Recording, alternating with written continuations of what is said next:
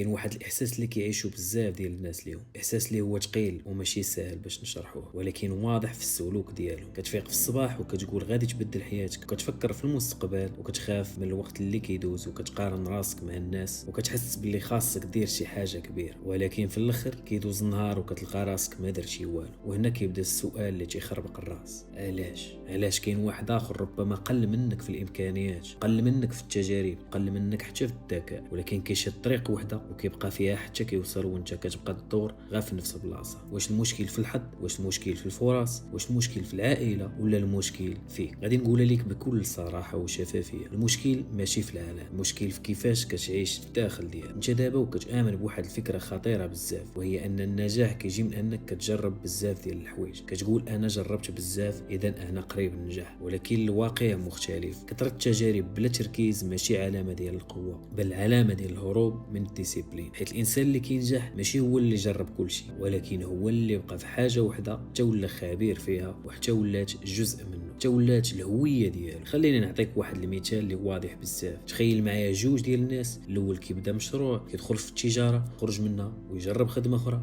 ويحبس، يتعلم مهاره اخرى، كيبان اكتيف او لا نشيط، ولكن في الحقيقه راه كيهرب من المسؤوليه وكيهرب من التطور ديال هذيك المهاره اللي شد، او لا هذاك البيزنس اللي هو فاتحه باش يطلعوا لقدام او لا يزيد به لقدام. الثاني شد حاجه وحده يمكن بسيطه، يمكن حتى ما فيهاش الفلوس، ولكن بقى فيها كل نهار كيتعلم، كيغلط، كيتحسن، حتى ولات عنده نتيجه. من بعد عامين شكون فيهم غادي يكون عنده تقدم حقيقي؟ الجواب خليه ليك واللي غادي يكون واضح بزاف، ولكن السؤال الحقيقي علاش انت ماشي هو؟ الجواب كاين في بلاصه وحده، العقل ديالك ماشي صاحبك دائما. العقل ديالك مبرمج باش يحميك، ولكن الحمايه اللي كيعطيك ما صالحاش ليك على المدى الطويل. هو كيبغيك تبقى في امان، في الكومفورت زون، الحاجه اللي ما فيهاش مجهود كبير، حيت المجهود كيعني خطر بالنسبه ليه، ولو ان ذاك المجهود هو اللي غادي يبدل حياتك. ديفيد جوجنز في الكتاب ديال كانت هيرت مي كيهضر على هذه الفكره بواحد الطريقه اللي واضحه بزاف. كيقول لك العقل ديالنا كيدير واحد ليميتيشن، فاش كنوصلوا ليها تيقول لنا حبس، ولكن في الحقيقه هادوك هما مجرد حدود دارهم العقل ديالنا باش ما يعياش. يعني ملي كتكون باغي دير شي حاجه صعيبه وكيجيك داك الصوت اللي كيقول لك ماشي دابا او لا غدا او لا خليتها من بعد، راه داك هو العقل ديالك اللي كيدير خدمته. المشكله هي انك كتسمع ليه، كل مره كتسمع ليه كتقوي داك الصوت، وكل مره كتقاومه كتقوي راسك. دابا تخيل معايا واحد السين، انت جالس بوحدك، ولكن في الداخل ديال الدماغ ديالك كاينين جوج ديال الاصوات. واحد تيقول لك نوض نبداو المشروع ديالنا دابا، والاخر كيقول لك خلي ماشي دابا، خلي تنكون مرتاح، خلي تيسالي رمضان. هاد الجوج ديال الاصوات كيتقاتلوا كل نهار، وكل نهار كاين فيهم واحد اللي كيربح. المشكل ماشي في وجود هاد الصراع، حتى الناس الناجحين عندهم نفس الصراع. الفرق هو شكون كيربح. الناس اللي ما كيوصلوش كيخليو الصوت الساهل يربح، والناس اللي كيوصلوا كيخليو الصوت الصعيب يربح. وهنا كنرجعوا للمفهوم اللي مهم بزاف، وهو الهويه. انت دابا كتقول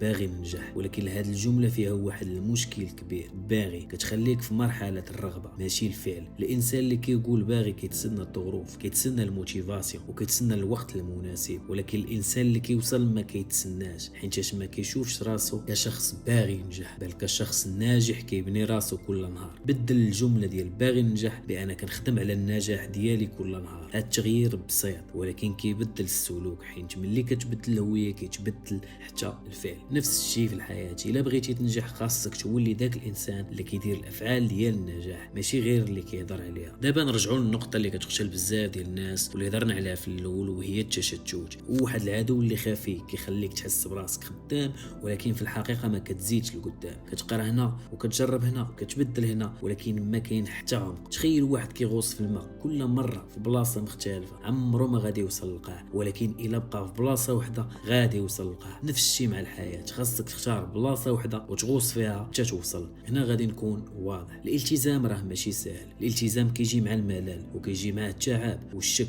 كاين الايام اللي غادي تحس براسك ما باغيش تكمل، غادي تحس براسك ضايع، غادي تشوف نتائج اللي هي ثقيله، ولكن هادشي كامل جزء من الطريق. الناس اللي كيوصلوا ماشي حيت الطريق سهل عليهم، ولكن حيت مشاو فيه حتى ملي كيكون صعيب. دابا وقف واحد اللحظه وتخيل المستقبل ديالك 5 سنين من دابا. الا بقيتي بنفس العادات بنفس التشتت فين غادي تكون؟ نفس بلاصه مع ندم اللي غادي يكون كبر. ودابا تخيل سيناريو اخر، التزمتي بحاجه وحده كل نهار بدون اعذار حتى الوقت اللي ما باغيش فيه تخدم، فين غادي تكون في المستقبل؟ الفرق بين جوج سيناريوهات ماشي الحظ ماشي الظروف، الفرق هو القرار اللي غادي ديرو دابا. القرار بسيط ولكن ثقيل. واش غادي تبقى تسمع للعقل ديالك اللي كيقول لك خليه حتى من بعد، ولا غادي تولي داك الانسان اللي تيقول غنوض نخدم دابا ولو ما فياش اللي يخدم؟ النجاح راه ماشي معجزه، النجاح نتيجه ديال الافعال الصغيره كتعاود كل نهار، ولكن هاد الافعال خاصه واحد الحاجه وهي الاستمراريه. الا ما درتيش هاد التغيير دابا غادي تبقى في الدائره ديال التحفيز ومحاوله عاوتاني والفشل والاحباط، ومن بعد ترجع لنفس النقطه. ولكن الا خرجتي من هاد الدائره حياتك كامله غادي تتبدل. وفي الاخير خاصك تفهم حاجه وحده، ما كاين حتى واحد غادي يجي يعاونك، ما كاين حتى واحد غيعطيك الطريق اللي موجوده، ما كاين حتى واحد غادي يخدم في بلاصتك. اما انت غادي ديرها ولا حتى واحد ما غادي يديرها عليك. السؤال اللي باقي، واش غادي تبقى كتسول علاش ما كنوصلش، ولا غادي تبدا